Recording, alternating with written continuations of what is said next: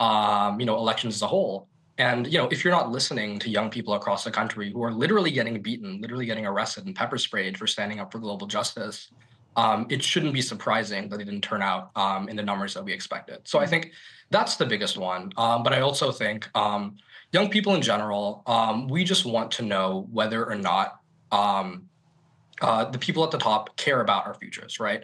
We're not this kind of high up elite niche group that cares about culture war issues. We want to know, are we going to be able to afford a house?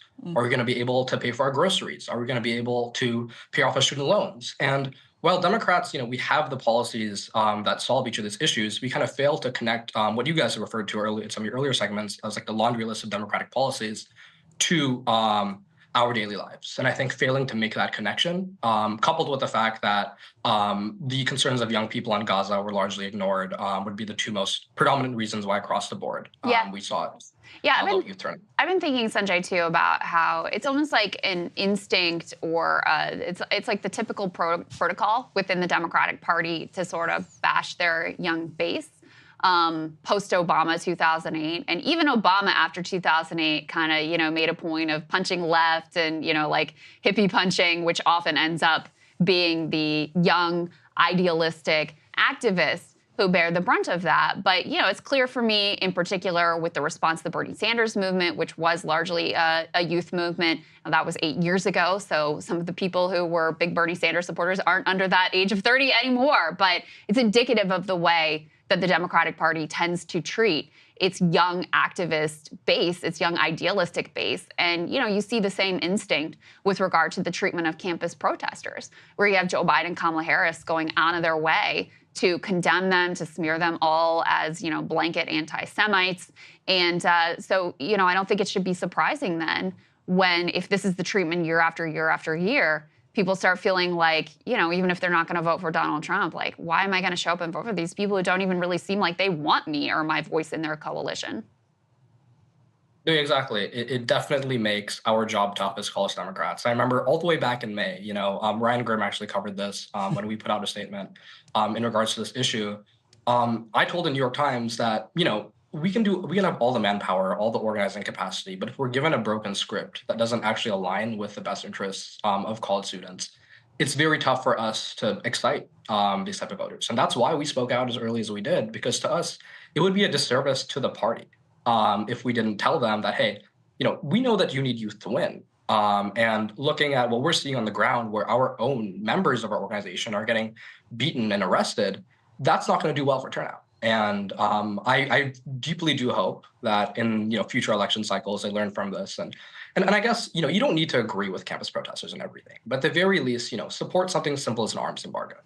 And I think what's really telling are the numbers in like Dearborn, Michigan, for example, where Rashida Tlaib won 60% of the vote, That's right. But Harris lost to Trump. And I think that should be proof that, we're not losing because we're failing to outcompete the right, that's shifting rightward. We're losing because we're failing to actually tap into issues that matter to both young people, but just Americans across the board. Yeah. And when we get back to that question of the vibes, we can put the next element up on the screen. This is E2, some responses to the New York Times, questions about, these are all Gen Z voters, by the way, who went for Donald Trump. And Pierce, 26 from North Carolina, says, I voted for Donald Trump. I decided after Kamala went on Call Her Daddy.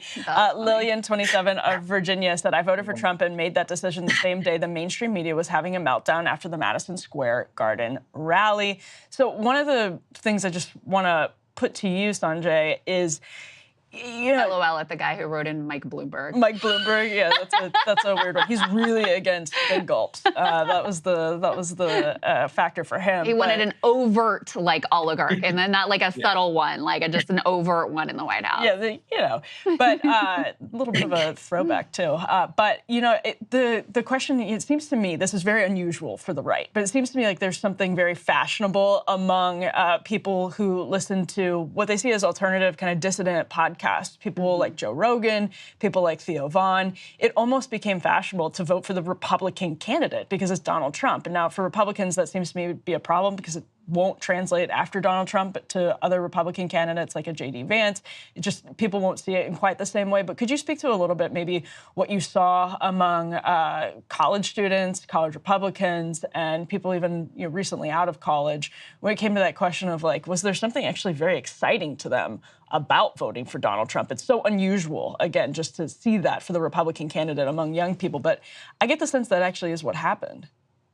No, yeah, I mean, it's incredibly unusual to me. As like a Gen Z man on the left, I was shocked when NBC exit polling showed Trump, performing better among young men than our candidate. And I think the reason for this, I want to kind of come back to my first point about how I think, Donald Trump and his team have kind of successfully exploited, the loneliness epidemic that young men are facing. There's a lot of different rabbit holes you can fall into, kind of when you're trying to in this search for meaning. And I kind of narrowed it down to like three big ones.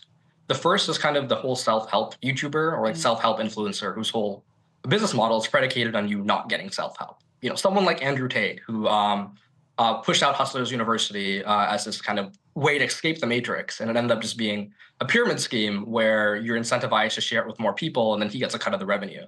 I think the second group is kind of these largely apolitical, but slightly rightward leaning, kind of like conservative influencers, the likes of like Aiden Ross, Logan Paul, and I think you can throw in just a general conservative influencers who are also kind of entertainers, so likes of like Charlie Kirk, Steven Crowder, and then the last group kind of being those who kind of defy the system as a whole, right? I think your best example is Joe Rogan, who, he can't be canceled because his network is bigger than anyone who would try to cancel him. Like CNN, they've got literally like 1/28 of the viewership that he does. And I even think Neil Young and Joni, Joni Mitchell couldn't cancel him when they got mad at Spotify for. Oh no, yeah, you literally can. And I think honestly, I mean, sidetracked, but I think us Democrats need to accept that and actually embrace his viewership.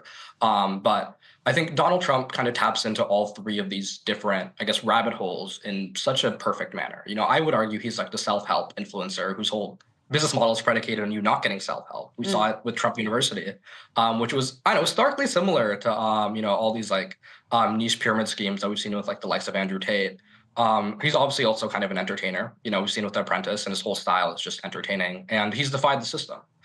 There is no, political precedent for Donald Trump. And I think him kind of effectively tapping into these three different realms is what's resulted in him being such a successful candidate. That's such an that's so insightful about Trump University. I didn't really, in the Andrew Tate model being similar, and Trump University being like an old school version of that is so insightful.